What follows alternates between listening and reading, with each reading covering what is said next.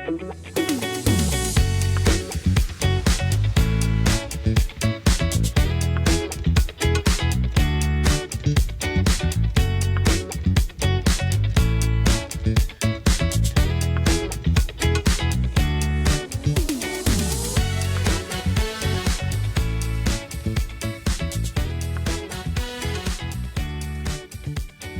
to the Justin Strong Podcast, back with you for another week of recording. Here on the podcast, I am the host of the show, Justin Strong. Glad to be back with you. Glad to be joining you for a week covering Mississippi State sports, covering the world of entertainment. Eventually, we'll get into some other things. If there are any Dodger fans out there that get a hold of this podcast once the baseball season starts, I'll probably start talking about them some as well, because I'm a huge Dodger fan and they're the only pro team that I really follow that is really worth talking about at this point. But that's going to wait until the actual season starts. But for now, we have a lot to talk about in terms of the normal topics I'd cover. If you are here just for certain things, you can always check the timestamps to see where it is that you want to fast forward to check out whatever it is that you're wanting to check out. My plan for the day is to discuss Mississippi State baseball. I'm trying to get better about not saying Mississippi so fast, because it always looks weird when AI does the transcription for this. But yes, talking about Mississippi State baseball, I'll talk a little bit about the men's basketball team and their pathetic showing against South Carolina. And then I want to talk about the conclusion to A Night of the Seven Kingdoms on HBO and the first episode of Paradise. I have not watched all 3 episodes that dropped yesterday, but I did watch the first one and I want to talk about it. And it was really good, but it is set up on a lie. And I will tell you why it's set up on a lie later on. So we'll get into all that a little bit later on. But for now, let's go ahead and jump into our coverage of Mississippi State sports. We'll start with the baseball team. The baseball team is rolling right along. They played Delaware this past weekend, and they ended up sweeping the series, as we all thought they would. They ended up winning pretty comfortably on Friday night. They run-ruled Delaware on Saturday, and Sunday's game was a little bit closer. Not too bad, though. Mississippi State, I think, led throughout the entire thing. They just didn't. It was like 7-3 or something like that. I don't remember what the final score was, but it was a lot closer than the other 2 games were, and that's perfectly fine. They looked really, really good for pretty much the entire weekend. Like I said, a little bit closer than you would like for it to be on Sunday, but for the most part, this Mississippi State baseball team is doing what they should have done, what we hoped they would do, and they currently sit at 8-0 on the season, number 4 in the D1 baseball poll. There are some other polls as well that have them a little bit lower, a little bit higher. But like I said, they're performing pretty much at the level that we all thought they would. Now, this week, things start to toughen up quite a bit. The Bulldogs will take on Austin Peay tonight. They take them on, and Austin Peay is not a bad team. It's a team that Mississippi State should beat, but Austin Peay is the type of team that if they had if they won one game against an SEC opponent out of if they played 15 games in the SEC, if they won 1 or 2 games, you wouldn't be shocked. And that's kind of the type of team that Austin Peay is. So this is a really good team to play during the midweek for the Bulldogs. It's not going to just be a complete and total walkover. It should be a game that Mississippi State should win and could be a challenge, and makes the Bulldogs have to focus a little bit more and step up their game a little bit more. So that's the good part about it. The bad part about it is if you lose, it looks pretty bad, because most people won't do the research to find out just how good or how bad Austin Peay actually is. There's that part of it as well. The other part of it is Mississippi State is headed to Arlington this weekend to play in some college baseball tournament. I don't remember what it's called, but if you want to watch it, you got to sign up for Flow Sports. Done it in the past. Their broadcast is terrible, but if you really, really want to watch those games, you're going to have to sign up for Flow Sports and watch it through their service. Like I said, it's not the best. It's not the best you can spend your money on. Like if you're not getting a quality product, but you are getting what you paid for, and that is coverage of Mississippi State baseball. And like I said, and that's the only way that you can watch it. But the 3 teams they're playing Arizona State, which I don't know if they're ranked or not. They might be. I'm not 100% positive, but they're the type of team that if they have the year that they are capable of having, they could be in the discussion for a potential hosting to be a potential host at the end of the season when the NCAA tournament selection is made. So that, like I said, that possibility exists for Arizona State. It just depends on what type of a season they end up having.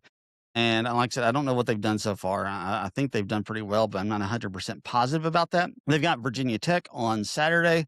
That game, State should win, but it is an ACC team, probably the second best conference in college baseball. So they should be pretty decent, but it should be a game that Mississippi State should win. And then the follow-up is the one that has the biggest buzz for the entire weekend. That's UCLA, the number one team in the D1 baseball poll. They came off a sweep of TCU, if I'm not mistaken, this past weekend. So they're playing really well. They did have a loss earlier in the season, but they're still sitting at number one in most baseball polls, despite the fact they have that one loss.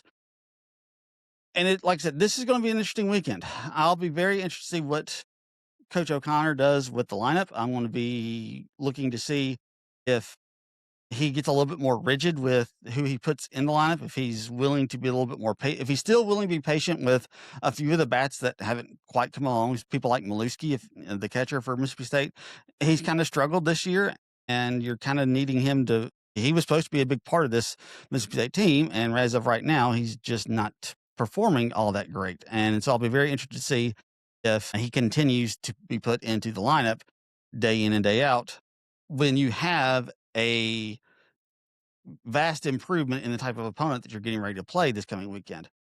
And then honestly, after that, you've got Southern Miss as well. So like I said, these next 5 games will tell us a lot about who Mississippi State is as we get ready to head into the SEC opener against Arkansas. And honestly, looking at the schedule, if you're wondering, where do the Bulldogs need to be by the time SEC play starts when we have that weekend against Arkansas, a team that is through about the past couple of years have really given Mississippi State a lot of trouble, and Mississippi State's had a hard time beating. Where do you need to be? Honestly, if you can get to the Arkansas series with no more than 1 or 2 losses, I think you're in pretty good shape. It would be good. Look, is it possible that Mississippi State could end up winning all of their non-conference games prior to the Arkansas series? Yes, that is very much possible.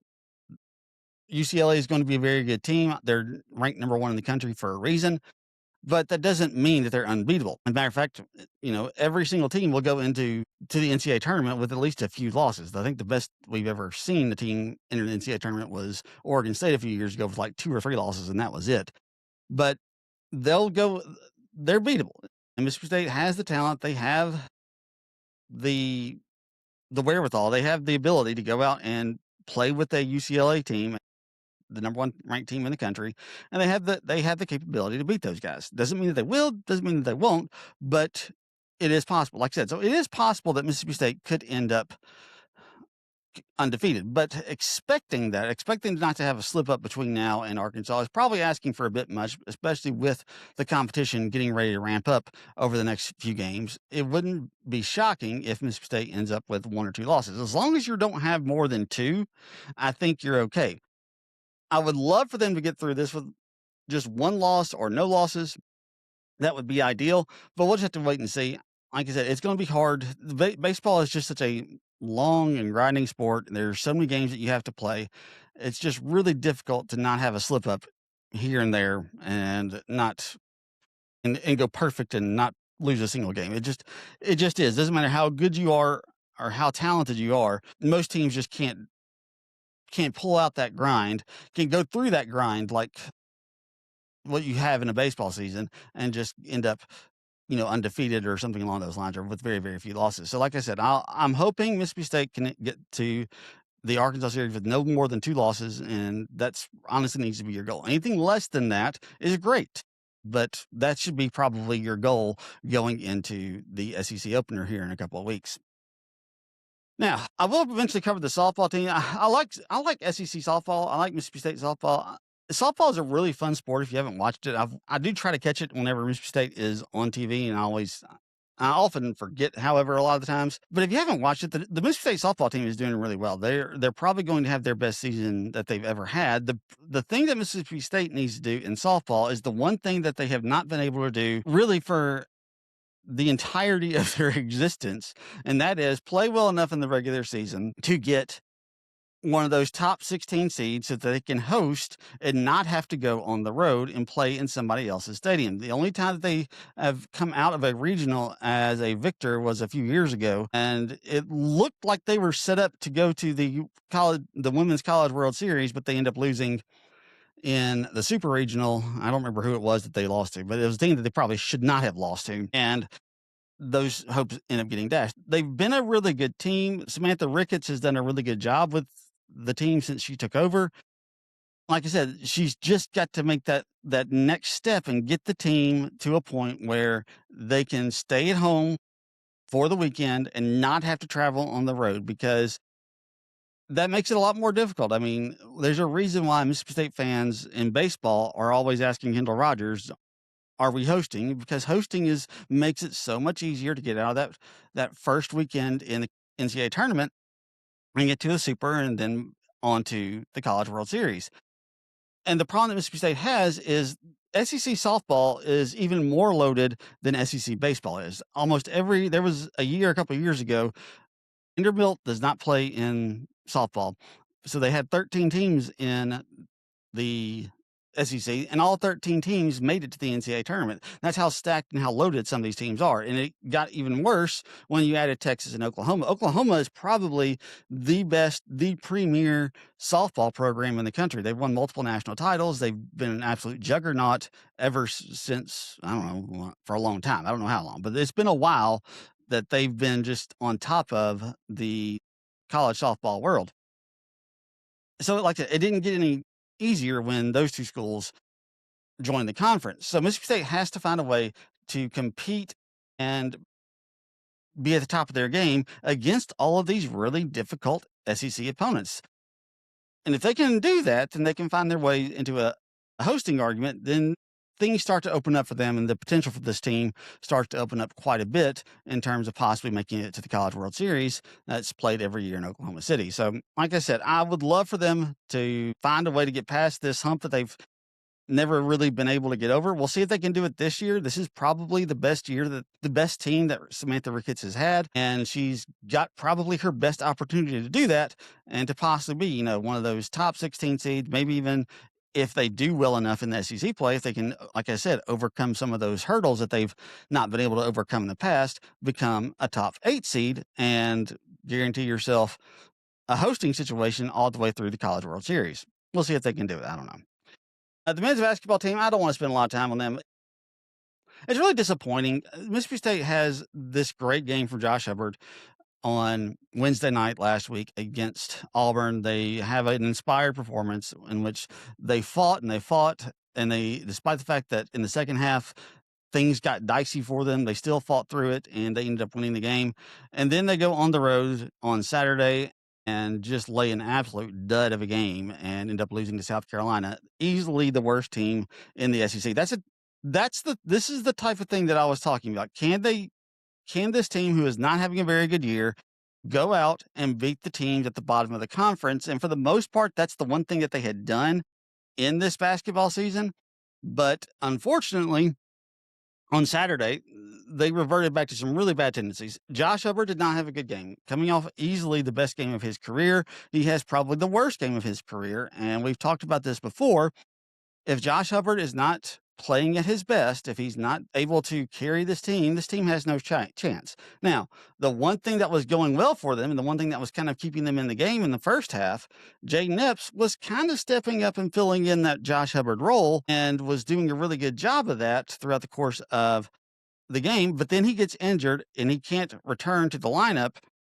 And they didn't have any scoring. They didn't have any really good scoring options at that point. At this point, the Bulldogs were basically done. They had no way to score, and they ended up losing the game to South Carolina. Look, this season, you're just doing your best to try to get through it. You want to get to the end. You'd like to be right around 500. If you can find a way to put some wins together and maybe get to the NIT tournament, that would be great. It's getting to the NIT tournament is not as important as it used to be. It used to be for teams that were young and had a lot of pieces returning for the following year. I think of that 1994 Mississippi State basketball team. They were a very young team, and they returned a lot of those same pieces from the 94 team to the 95 team to the 96 team. And that NIT tournament, even though they only played one game against Colorado that year, and they end up losing that game, that that extra bit of experience, that extra bit of time together, that extra bit of practice time helped them propel them into their 1995 Sweet 16 run and eventually into their 1996 Final Four run. So, like I said, getting to the NIT isn't as big of a deal anymore, just because how many of these guys are going to be on the team next year? Hubbard should be there. King Grace and all these other guys that they've kind of brought in, you're hoping that they remain and they stay with the team. But there's going to be guys who leave and enter the transfer portal. There's going to be guys that they're going to have to bring in. So, like I said, even if it's a young team that has a lot of pieces that will return the following year, getting to the NIT tournament doesn't necessarily mean that the Bulldogs will have that same nucleus there next year, regardless of how old or young the team actually is. So I would still just like to see them end on a high note, but when you lose to South Carolina, even though it was on the road, it's still disappointing. That's a team you got to beat. It just is. It's a team you should beat, and they just laid an absolute egg. So, all right, let's move on to more fun topics. That is the topics of entertainment. I want to talk about A Night of the Seven Kingdoms. It wrapped up on Sunday night.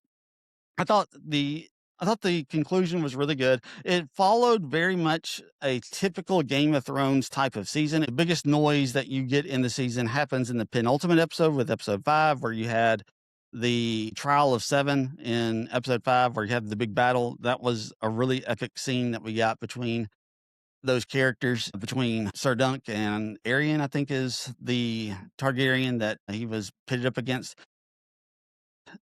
I thought that was a really great episode, but I thought this was a very fitting finale.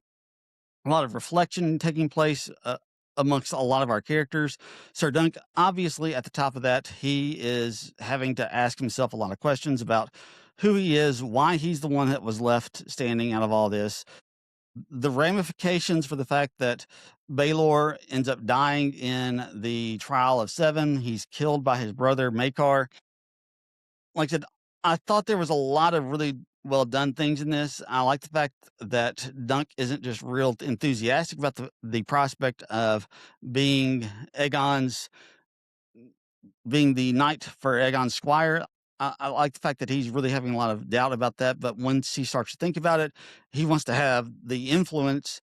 He wants to have a good influence on Aegon that he feels like Aegon would not have anywhere else, and hopefully be able to mold him into something better. But Maekar obviously wants nothing to do with it. And then we find out at the end that Aegon has, despite the fact that his father is not for this, has run away again and has told Sir Dunk that his father is okay with it. And Dunk foolishly just like, okay, that's fine. If your dad's changed his mind, that's great. Then come with me. So very interested to see what they do in the second season. I want to talk about the second season in a little bit, but we should get it about a year from now. So that's exciting. We're not going to have to wait 2-3 years for this thing to get a second season. The other show that I want to talk about is Paradise. I have not seen all 3 episodes of the premiere for season 2. I only watched the first episode yesterday, and like I said, I haven't had a chance to watch all 3. The first season was really good at Paradise. I came to it late. I ended up watching it probably 6 or 7 months after it actually finished up and wrapped up. But the second season, I knew it was coming out on February 23rd, so I made sure to carve out some time to at least get 1 episode in, and it's really good. The premiere, it's an interesting and a risky method that they use to premiere this season of television, because season 1 ends with Xavier, played by Sterling K. Brown, getting on a plane to fly to Atlanta and try to track down his wife, who he has learned survived the apocalyptic nightmare, the super volcano destroying, and the super volcano erupting and decimating the population of the earth, and the nuclear onslaught being basically put down by the president because he ended up releasing a giant EMP that disabled all of the electronics of the world. So he was on a hunt to search for his wife, and that's the last image that we get is him in a plane getting ready to take off, going out of a hangar. And season 2, we learn about these 2 new characters who are going to be the 2 primary characters that they introduce to us and give us here in season 2. That is Anna, played by Shailene Woodley, and Link, who is played by Thomas Doherty. Interesting that Thomas Doherty's character is not his real name. We don't learn his real name. He goes by Link. And look, there's a lot of things about this episode that just were checking off boxes left and right for me that made it just really enjoyable for me. One, first and foremost, where I live is a suburb of Memphis, Tennessee. When I saw the title of Graceland, I was like, I wonder if this is going to be a play on words. No, they actually go to Graceland in this. Now, I looked this up to make sure. I was like, there is no way that they actually went to Graceland and filmed this, and they did not. There was no way that the Presley estate was going to allow them to go into Graceland and film and possibly, tear up the estate of Elvis Presley for this television show that they wanted to film. But I've been to Graceland 2 times, only twice. I didn't go until my late 30s, if I remember correctly. My wife is an engineer for Memphis Light, Gas, and Water, which is the local utility company in Memphis. And they were doing a event like I said, it was probably around 10 years ago. And they were doing an event there, and we got free tours to go see Graceland. And I'd never been. And we decided to go ahead and go. Look, I felt like eventually I'd go to Graceland. Like I said, I live in Memphis. I live in a suburb of Memphis. My grandfather is a mechanic, and he owned a shop, a local Firestone, that was about a mile away from Graceland. He was actually Elvis's mechanic for most of his life. So, like I said, eventually I felt like I would eventually make it to Graceland. But I was really impressed by the fact that the recreation they have of Graceland is almost spot on. I mean, it is almost identical. But if you walk into Graceland today, it's going to look almost exactly like what you see. I mean, I haven't been enough to know if there were anything that they didn't get right, but like I said, it looked exactly like what you see when you go into Graceland. So kudos to the people who put this together and got this episode together. Like I said, they did a really, really good job. And I also love the fact that basically, because of the fact that the TV room and the billiard room are basically a bunker built underground in Graceland, this allows Shailene Woodley's character, and I can't remember the other lady's name in this, but it basically allows them to survive this post-apocalyptic event because they can go down to what's basically a fallout shelter that's built beneath Graceland, just because of the way that Elvis had that built so many years ago. Like I said, it's kind of a low-key genius thing that they did. But I'm here to tell you that the entire premise of this episode, though, is built upon a lie. Because if you go to Graceland today, and I double checked to make sure that this is still the case, and it is, if you go to Graceland, you don't have a tour guide. Well, you do have a tour guide, but you don't have a normal tour guide in the sense that basically like they are presenting in the show. In the show, Shailene Woodley's character is a tour guide, and this is kind of how she finds purpose in life, and it kind of is a big part of what makes your character who she is. If you go to Graceland today and you take a tour of Graceland, they give you an iPad with a strap that you can put around your neck, and you're holding this iPad and you put on headphones, and none other than probably the most famous Elvis fan in the world, John Stamos, is directing you and giving you your tour through this iPad. There are no live people giving tours or acting as tour guides in Graceland. So the entire premise of the first episode of Paradise is all based on a lie, because there is nobody who would have that job of tour guide in Graceland that would be doing what she's doing in that episode. It just wouldn't. It doesn't exist. Like I said, this is John Stamos erasure. We can't stand for this, Disney and Hulu. Disney especially. John Stamos was a main character, Uncle Jesse, on your network ABC, and you're erasing him from Graceland.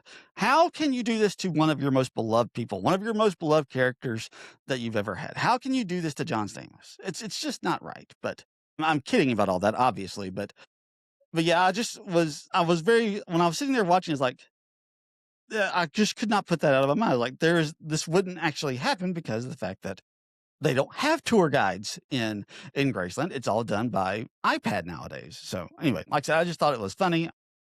I just thought it was an interesting aspect, but it was a really good episode. It really was. Like I said, the fact that we were focusing on Anna and Link throughout the course of this entire first episode is really interesting. I'll be very interested to see what they do. And they give us, the way that they're going to tie it in to the rest of the series, where we find Xavier's plane has crashed and she comes across the wreckage and his body. Obviously, he's probably still alive. I imagine they're not going to kill the main character of the show here in the first episode of season 2. But we'll see. Like I said, I haven't seen episode 2 or 3 yet. I'm sure they'll get into her like nursing him back to health or whatever. But I'll be very interested to see how they play this out, because, like I said, we spent the entirety of season 1, except for flashbacks, in the bunker in Colorado, and now we're going outside of it. And I'll be very interested to see how the rest of this plays out. Like I said, thought it was a really good first episode. Really nice little twist there at the end. It like just kind of goes along with episode 1 of season 1, where you get the big twist at the end of it, where they reveal that everything's taking place inside this giant bunker. So, like I said, I thought it was really good. I'm very interested to see what they do going forward. Now, one other thing I want to talk about before we sign off is the state of television, because I think it's very interesting that Paradise is coming out basically a year after season 1 came to an end. A Night of the Seven Kingdoms is the second season will likely come out right about the same time next year. So we're getting shows back-to-back years on streaming services, and this just doesn't happen very often. I mean, we see now with The Pitt is about halfway through season 2. It basically came out right about the same time as season 1 did this year. I'm very, very interested to see if we're getting back to this idea that TV shows shouldn't take 3 years to complete and have your characters basically completely grow up if they're children. I'll be very interested if we're finally getting back to this, because it's not really sustainable, especially for shows like Stranger Things and other shows that rely on younger characters. Percy Jackson is kind of understanding that and going through it as well. They immediately started filming season 3 as soon as season 2 was done. So I'm very interested to see if we get to a point where we're trying not to have these just massive gaps in seasons of television, because I feel like we're eventually going to go back to the old way of doing television. I really do. I think most people prefer having a show that they can count on being there for them 22, 23 weeks of the year, and just being there for them at the same time every single night, each week, and just being available for you. Like I said, that was something that you could always count on when we were growing up, whenever we were watching on network television. And then once the summer came along, you just knew that it wasn't there. You would go watch movies, you would go on vacation, and that's what would basically take up your summer. And then come September, October, you got new seasons of television. And that feels like the way TV should be. It feels like the way TV always should have been. But we've decided to make TV shows on movie scale budgets, give us shorter seasons, and make the gap between the seasons even longer. Look, you get really good television shows. You really do. Apple has produced some great television shows, but it took nearly 4 years for Severance to come out with a season 2. It might take the same amount of time to get a season 3 of Severance. Like I said, I just don't know. I don't know if I hope and pray that we're getting back to what normal TV should be. That is my hope and my prayer. I don't know. Maybe we will, maybe we won't, but I would love for that to be the case. I would love to know that if I watch a show ends in it starts in January of one year and ends in March of the same year, that we can kind of expect that same show to come back January to March the following year. Like I said, we've got a few shows that do that, that are kind of close to that, but we don't have an abundance of them. So I would really love to see if we can get back to that, because like I said, I like the fact that we got Paradise last year and we're coming back to it a year later. Same thing for The Pit. Same thing for A Night of the Seven Kingdoms. I would love to be able to see that.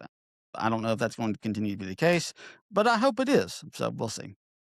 All right, guys, it's getting kind of close to time for me to go to work and start my actual job. So I'm going to sign off there. Appreciate you guys tuning in. And until next time, we'll see you then.